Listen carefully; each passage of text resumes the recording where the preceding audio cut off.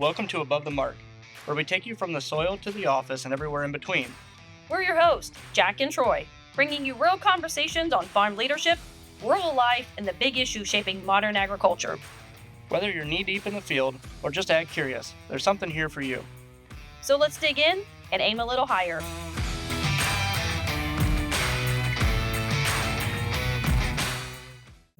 Okay. Well, we're back with another episode. Jacqui, Troy? it's the middle of July. I think this will probably come out in August, but it's hot. It has been. Yeah. There's some wheat off, most of the wheat, I think, but still working on some. Hopefully by the time this comes out, it's all done and squared away. Yields have been fantastic. Yeah. So guys have been happy with that. Yeah, crops are off to a okay start, I think, depending on where we're at. We have some stuff tasseling. We're starting airplanes this week, I believe. And that'll probably still be going on whenever this comes out. But yeah, other than that, I think we're just kind of, summer's here and almost gone. Almost gone. I know, which is all right. Football's coming up, Ohio State football. My wife keeps telling me not to wish away the summer, but I agree with her. yeah. I'm not ready for this to be over. I'm not ready for cold weather or any of that stuff. Yeah, well, I'm not ready for 110 degrees, and that's what we're in right now. So Yeah, suck it up. yeah, I guess. But at the end of the summer comes the AGrow Expo. Are you getting excited? I am excited. Are you going to ride on the rides? Yeah, probably not. Okay. I've been known to ride a mechanical bull or two, as well as go down the slide. I hope that video of me riding the bull does not end up in this podcast. That was not impressive. I need to see this video. I've not seen it. It was 0.72 seconds long. It was terrible. It was very, very depressing. But I don't know. I think we're going to have to get with Allie. We're going to need this video. yeah, I don't know who has it, but yeah. So speaking of the expo, we have a very special guest here today. Jacqui Fatka from CoBank is here. You're going to be speaking at the expo, right? Looking forward to it. On the Friday. Kind of some keynote stuff there. Give us a little background of what you do with CoBank, what your history is, and maybe just some interesting facts about you. Yeah, so thanks so much for having me. I'm really looking forward to joining your team and your farmers in September. I'm the lead economist at CoBank, our knowledge exchange division, and my focus is farm supply and biofuels.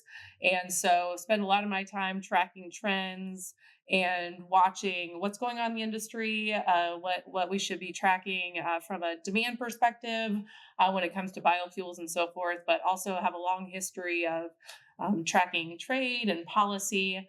I was saying before, even someone asked if I'd been on a podcast, I had a former life as a journalist, so I've actually been on your side of the table a couple of times.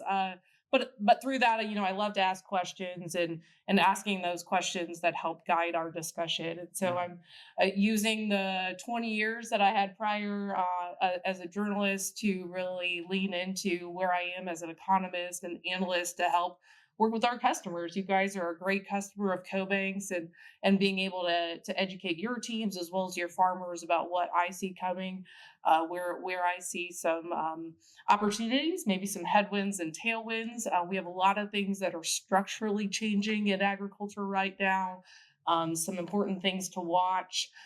So looking forward to talking with you today about that and also with your farmers. A little bit of background about myself. I'm not a native of Ohio. I grew up on a diversified crop and livestock farm in southwest Iowa, where my dad and brother still farm today. And actually my 19-year-old has inspirations to join them as well and is spending the summer working at a local co-op there.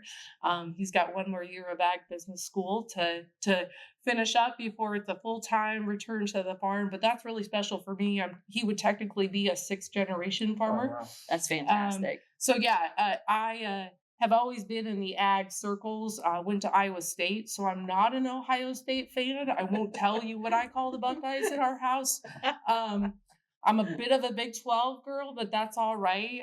But yeah, my husband and I actually moved to Ohio 23 years ago this summer.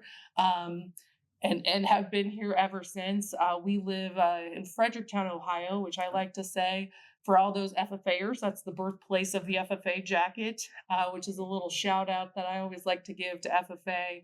But yeah, we live on a small acreage there. And as I said, the corn looks about the same height in my front yard as it does up your way. We got ours planted that first week in June. But really love the ag industry. There's something so great about this circle of people in this industry. Love what they do because I'm very rooted in that, and looking forward to chatting with you today. Yeah, I think it's going to be good. The kind of the purpose behind one of the reasons that we wanted to have you on here was to kind of give people a glimpse into what we're going to be talking about at the expo. That way, there's a full schedule. Maybe they can start picking out what they're going to go listen to. So this is your time to give a sales pitch. All right. Why they should come to your speech. But yeah, there's so many different things. And you're talking about, and this is kind of off topic, but you're talking about 6 generations. And one thing that we talk about a lot and try to help our growers with is that transition, that succession, and how important it is talking about that. Oh yeah. Right. And I was just talking to someone yesterday about this, and we're like, we need to change the mindset on how do we go from just surviving farming to thriving in farming. Yeah. And so for someone that comes from 6th generation farm, is there anything that you just off the top of your head that you think of that is key to that? I mean, or that you think's helped your family with that, stay around that long? Yeah. So I love, as I mentioned, my dad and my brother still farm, but there's also and now that my son is going back, it's a different view of where I see the farm because my son somehow fell in love with it along the way, and part of that was because we live 12 hours away from my family farm. It is a long drive to get there. But when they were growing up, when they were really little, we'd make it home in the spring a lot of times, and we always were very intentional about getting back in the fall. So just like I drove my first grain cart when I was 10 years old, my kids were doing the same, and making sure that they were part of that. It's so interesting too. My son, who is now back there, when he was a junior in high school, my dad had a free gold key tour at John Deere. And so he took my brother, my nephew, and my son to do the gold key tour. And my son got on a plane, flew back himself.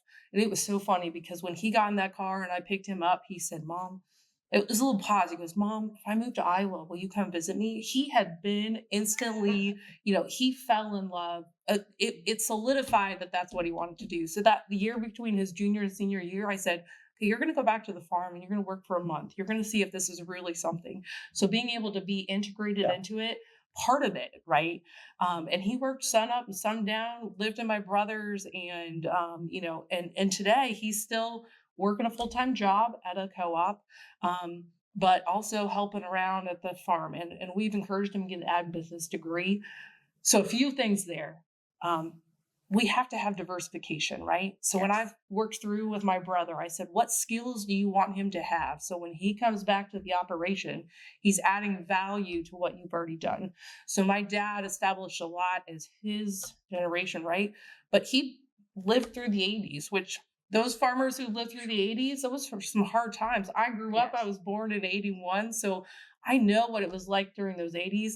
When I went to college in 1999, my dad was raising hogs. Hogs were basically nothing of value at that time.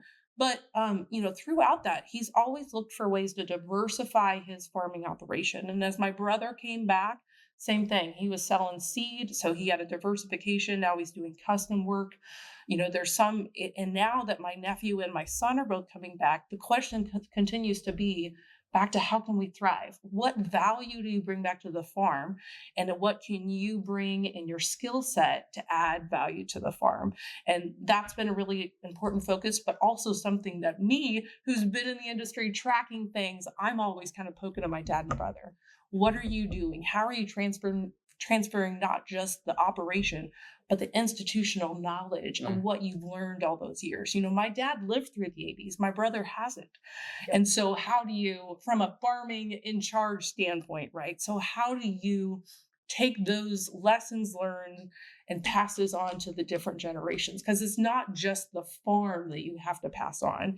It's how you managed and succeeded and thrived at that farm. What a disservice to not talk about those things. Like when you think about, even as, if you're not even in agriculture and you're raising children, what a disservice to not explain to your kids the things that we've learned or, experiences we had. Hey, I experienced this, you don't have to. And man, that's important to talk about. And I think we need to. But on the flip side, I want my son to know, don't ever expect anything. You work for everything. That's right. And especially too, because, I've lived 3 states away from my family farm. My nephew that's lived down the road from my dad is in a different position. He's been there not for just a weekend of harvest. Right. He's been there for every weekend and day of harvest, over his lifetime. And so that's why we've encouraged them, get an ag business degree, have a fallback, be able to integrate different knowledge so that if something changes, that you have the skills to do that. But we've said with our kids, and I think that part of this generation too, nothing is given, nothing is guaranteed. Work hard. Your reputation and I always say too to my kids, look for ways to be a blessing. You can look for ways all around you to help at the farm that have no monetary value, but you will learn things and you will cement yourself as somebody who is hardworking, willing to put in the time, and that is sometimes more important than a lot of other things. So yes, he is my oldest of 3, and we're constantly trying to integrate that into how we raise our kids too. And on the farm, you have that ability to do that differently. And that's really important as we're looking at the next generation too. And hearing the passion, I mean, clearly this is in your DNA. You love this. And with your son now being the 6th generation and your nephew, having those harder conversations, right, about succession plan. Technology has changed so much from just when your dad started farming to now. They're not always easy conversations, right? I mean, just thinking about all the different things that take place, but also, like you said, your dad's experience being able to share, okay, we've tried this. This is what we succeeded. And, this is what we've seen. So do some of those conversations get a little extra passionate? Well, and this is a hard for me too, because I'm an outsider in some ways. So it's kind of like a joke in a if you're walking into, so I have a sister who is a pharmacist, a sister who's a teacher. I'm an ag economist now, and my brother is a farmer. And so everybody has very different ideas of how you carry on the farm. And I've also made sure that we worked with Mike Downey. Actually, I'm going to give a shout out to him. Fantastic succession specialist and working with right now, because if you're doing that after somebody is no longer with you, that conversation is so much harder. And actually, we worked with Mike a couple of years ago on where we wanted to establish the trust. But that's an ongoing conversation. It has to be something that is constantly being discussed and talked about. And family is tricky. We've also said that to my son. I love my brother and I love my dad and love my nephew, but there's going to be hard times ahead. And you have to constantly be reevaluating and say, okay, is it time to pivot? What do we need to do now? And agriculture, that is one of the greatest things about agriculture, is that it forces you to pivot, right? And we'll talk probably about this because how there's some structural and cyclical things that change. There's a cycle that happens in agriculture, right? Livestock is up right now, grain is down a little bit, but that's a cycle, right? And it forces you to reevaluate, pivot, and adjust accordingly based on that. And it's probably something I need to, again, reinforce. I'm just talking with my dad last night. We talk on the phone a couple of times a week, actually, and we'll have long hour conversations. And sometimes it's about farmland value. Sometimes it's about just the most random of things. But we both have that shared passion of agriculture. And I'll ask him different things. Well, what are you thinking about this? Are you talking about this? Because really talking is hard sometimes. You know that it should be done. And you might read something, but families are tricky in that way, but they're a business still, right? And so sometimes you have to look at it through a business lens of, okay, what do we need to do? And how do we make sure that our path charted forward accounts for what everybody wants to do? Because everyone's got some strong opinions too. Right? and that takes some tricky navigating as well. Yeah. And I think that kind of leads in, you talk about trends. So I guess give us a little overview of what you're going to be kind of discussing at the expo. If someone wanted a couple sentences on what that looks like. Yeah, so I think I've got 2 different sessions. One of them is really just focused on biofuels Yep. and where we see things with the latest EPA's RVO, the Renewable Volume Obligation. Yep. Huge opportunity for you folks here in Ohio, especially with the Louis Dreyfus soybean crush facility coming online. Here in Ohio, you went from having about 56% of your soybeans being able to be crushed, and you're going to get up to near 90% with that new addition. So, which is really important.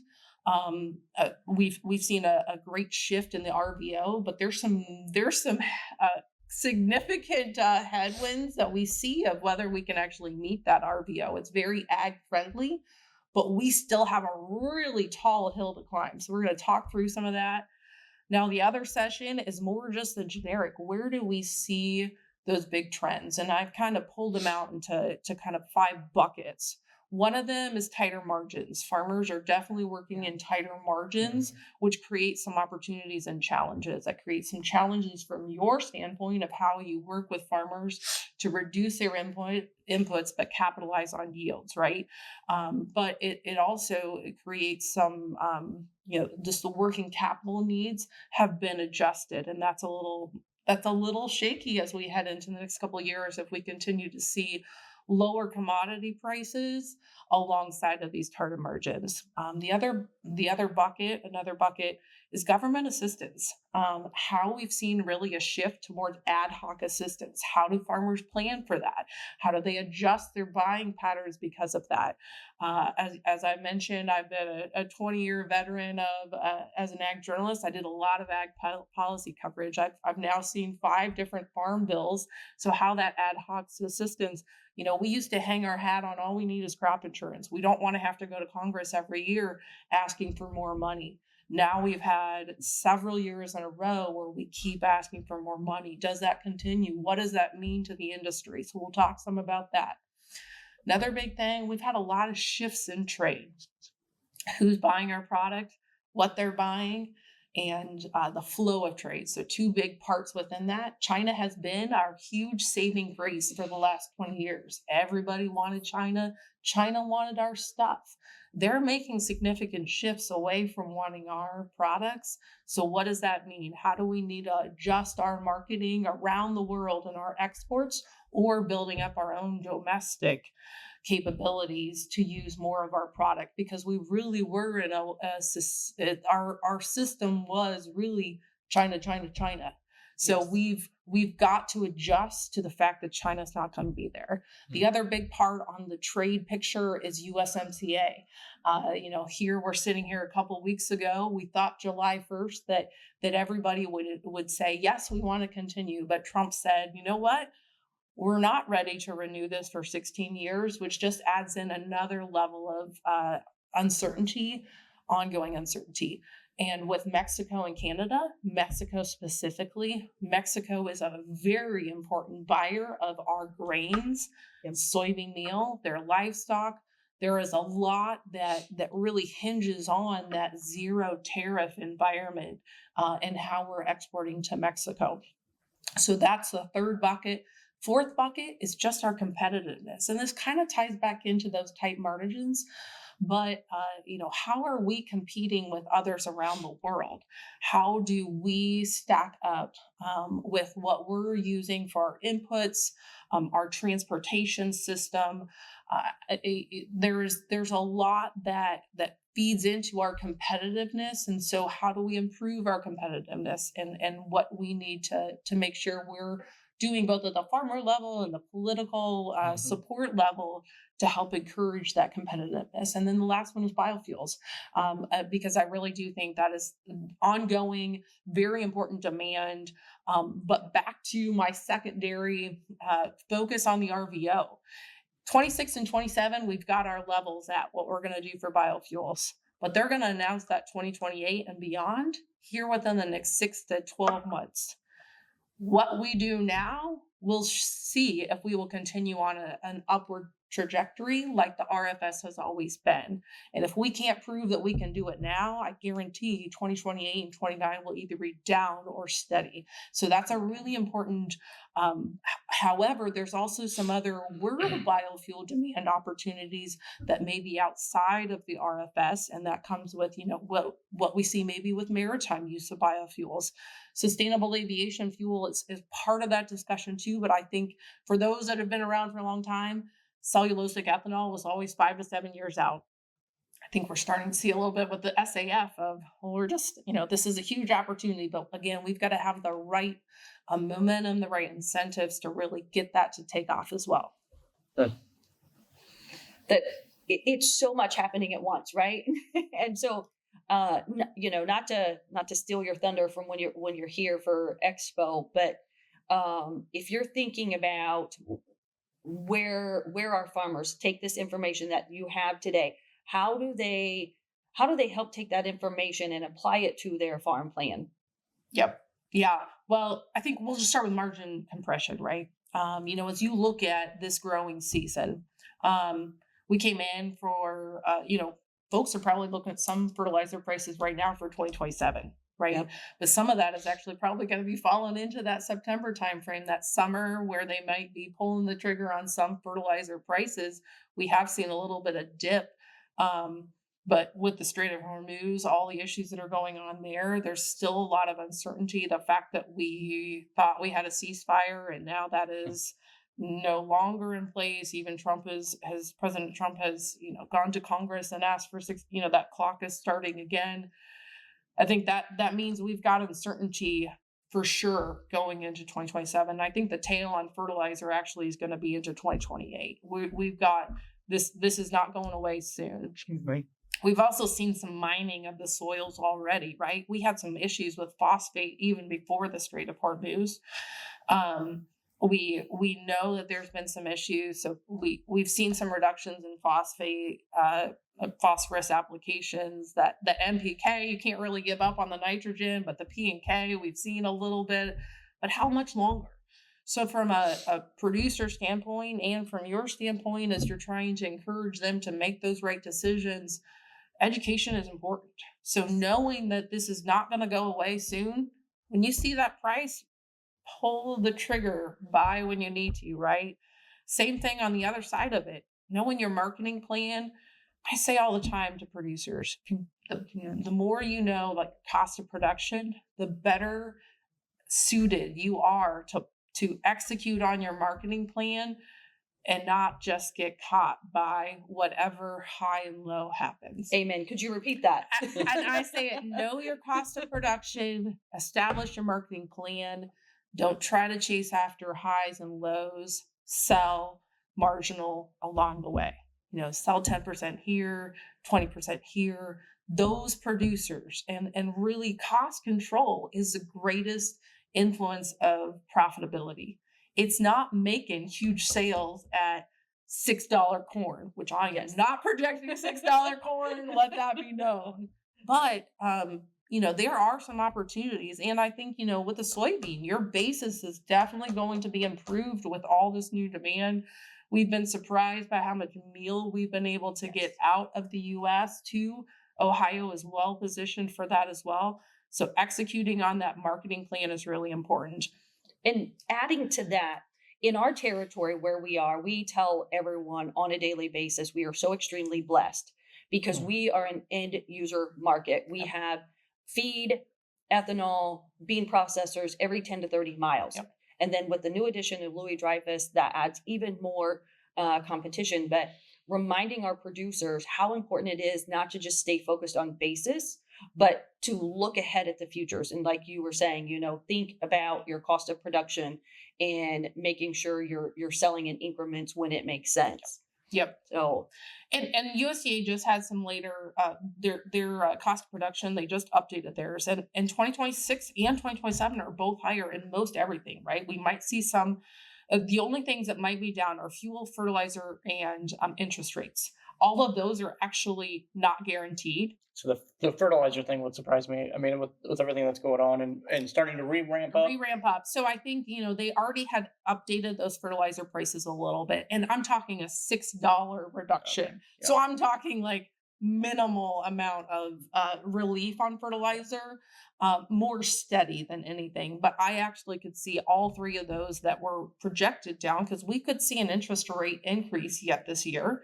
We could see fuel prices go back up. And for diesel, that's significant, right? Because you're not, there's no way to cut the diesel cost. Now, maybe you could have a few less of my 10-year-old's grain cart trips across the field, right? But for the most part, diesel is not there's not much wiggle room there. Same thing with your, fertilizer, you can tweak a little bit, but again, you've got to capitalize on your yields, because in these low margin environments, you got to push everything you can. And so I think from a farmer standpoint, the more they understand their cost of production, the better able they are to execute on the marketing plan. They both have to feed into each other. No, this is fantastic to hear your passion. It's incredible. And I greatly appreciate that, and I think when our farmers are listening to this, they're going to feel that. Okay. So I think that's wonderful. Yeah, I guess if, we've talked about a lot, and we're talking about the expo, and they're going to get more of this there, right? So I guess kind of maybe a double-sided question, but out of all the growers that come to the expo, who should absolutely make sure they attend your session? I mean, is there any specific farm or situation you say you guys got to attend this session because this is going to be critical? And maybe that's not the right question. Maybe the question is, for the people that do attend it, what do you hope they walk away with? I mean, as a takeaway. Yeah. So I think knowledge is power. And those farmers who are willing to learn all the time. My dad is 75 years old. He is always learning. He is always seeking out new information. Does he listen to the Above the Mark podcast? I will make sure that he listens. Oh, believe me, I pass on all of my, especially when I talk about the home farm. Yeah. But farmers who want to learn are the ones who are the more advanced and probably likely more profitable, because they're open to ideas and open to recognizing that things are changing. One thing I didn't really talk about, but is another really significant thing, GLP users are creating a shift in the ag market. And that, today 1 in 12 Americans are taking GLP, which is the drug to help with weight loss.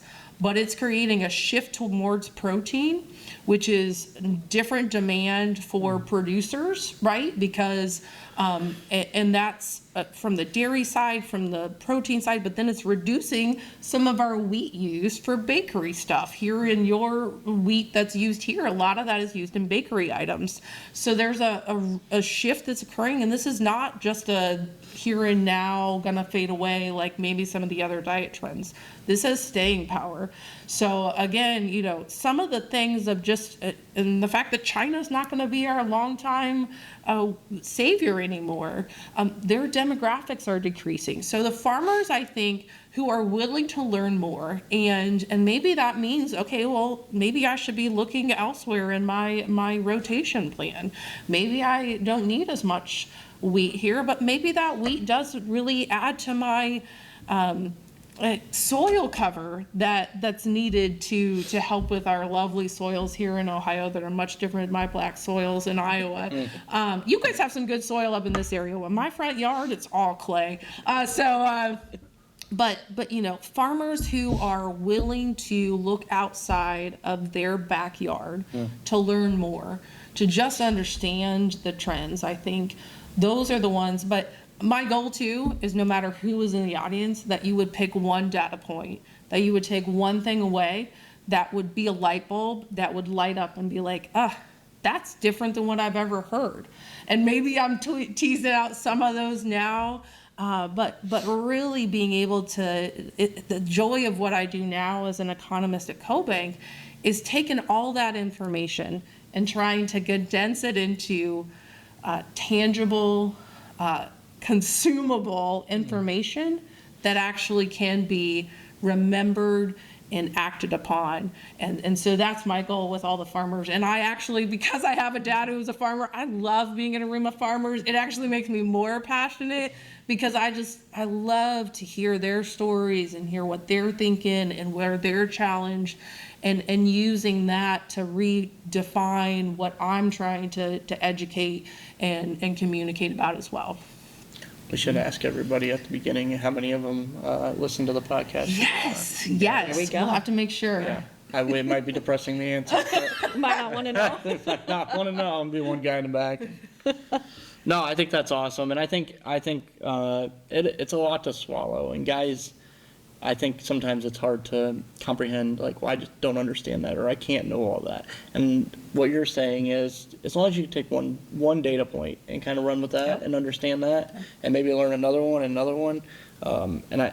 not to brag on what we do here, but kind of, Jacqui's in grain and I'm in the agronomy, and so we always share a lot of customers that we're talking to each other every day about, okay, UAN came out at this price, they sold corn at this price, what does that ratio look like, so on and so on. And I think that's what makes a co-op like this different, or a co-op where your son works, or whatever it may be, look different, is that we're able to do that. And we encourage guys to lean in on that more and more every year, because that's what we're here for. And it goes back to what we talked about at the beginning of helping them thrive. They thrive, we thrive, it all works. So we got to keep leaning into that. But yeah, we're excited to have you at the expo. Excited you got to come up today. It's the first time you were here today, I believe. Yeah. So yeah, it's going to be fun. Jacqui, do you have any other questions or comments? Or When's the expo? September 11th and 12th. Actually, September 10th, 11th, and 12th. We have one down south this year, so usually it's a 2-day. But this year we're making it a 3-day. We have a feed portion of this down south on Thursday night, and then Friday is the grower event, and then Saturday is our community day. So Friday will be a full day, and Saturday will be a fun day. So yeah, we're excited. We got a lot of good speakers this year. Ohio AgNet will be there broadcasting, and yeah. Jacqui will be signing autographs, probably both Jacquies. There we go. We can team up, right? We can team up, Jacqui team. Yeah. We'll be offering, many signatures that day. I am out on the podcast now. I was replaced by Jacqui. That's right. Kicking him out. Yeah. Cool. Well, thank you so much for coming on. Yes, thank you. And we'd love to have you on again if it ever works out. And yeah, we'll see everybody at the expo. Looking forward to joining you on September 11th. Thanks so much for having me today. Thank you. Thank you. Well, thank you guys for tuning in to another episode of Above the Mark. Be sure to follow us on Apple and Spotify along with YouTube, and we'll see you next time.